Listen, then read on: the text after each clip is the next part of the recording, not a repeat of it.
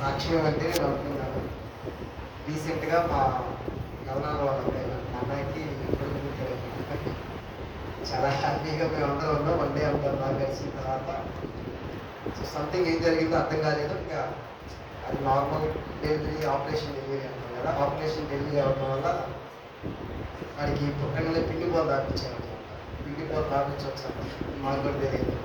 తర్వాత డే అంతా బాగానే ఉన్నాడు. తర్వాత సడన్గా సాటర్డే జరిగింది. సండే కడుపు అంతా ఉబ్బరం అయిపోయి అప్పటికప్పటికి అంతా పెయిన్ వచ్చేసింది. తర్వాత అర్జెంటుగా హాస్పిటల్కి తీసుకెళ్తే నార్మల్ అనుకున్నాం. తర్వాత కొన్ని హాస్పిటల్కి తీసుకెళ్ళారు మా ఆటోలో. సో అక్కడ మా అన్నయ్యతో ఆపరేషన్ చేయాల్సి వస్తుంది. ఒకవేళ సక్సెస్ అయితేనేమో మేబీ బిడ్డ బ్రతకొచ్చు, సక్సెస్ కాకపోతే మేము ఏం చేయలేని చెప్పేసి అన్నాను. సో ఆ టైంలో నేను ప్రేయర్ చేసుకున్నాను. అవ్వా దయచేసి చాలా రోజుల తర్వాత మా ఈ కుటుంబంలో చిన్న పెట్టి ఇచ్చాం, సహాయం చేయ బాబా, ఖచ్చితంగా కార్యం జరిగించు, ఏ ఆపాయం లేకుండా దయచేసి సహాయం చేయ బాబా అని చెప్పేసి ఆ టైంలో నేను ప్రేయర్ చేసుకున్నాను. మా అన్నయ్య కూడా అప్పుడు ఫోన్ చేసి కలగానే డాక్టర్లు చెప్పలేమన్నారు, ఆపరేషన్ చేస్తానన్నారా అంటున్నాడు. నేను ఆ టైంలో ప్రేయర్ చేసుకున్నాను ప్రభా. ఆ టైంలో నాకు అది చాలా పెద్దగా అనిపించింది నిజంగా. ఆ టైం వాడు అంటే చిన్నపిల్లలు కదా ఏదో జరగచ్చు కానీ. తర్వాత మరుసటి రోజు ఒక 2 days మళ్ళీ హాస్పిటల్లోనే ఉంచారు.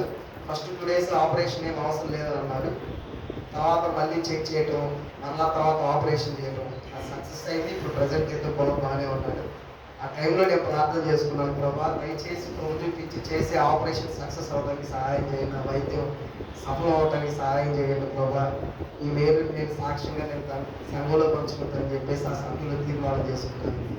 దేవుడు ప్రార్థన ఆలకించి ఆ బిడ్డ ఆపరేషన్లో సక్సెస్ అవ్వడానికి సహాయం చేసినందుకు దేవుడు గౌరవంగా ఉంటాను. చిన్న సాక్ష్యం దేవుడి గురించి.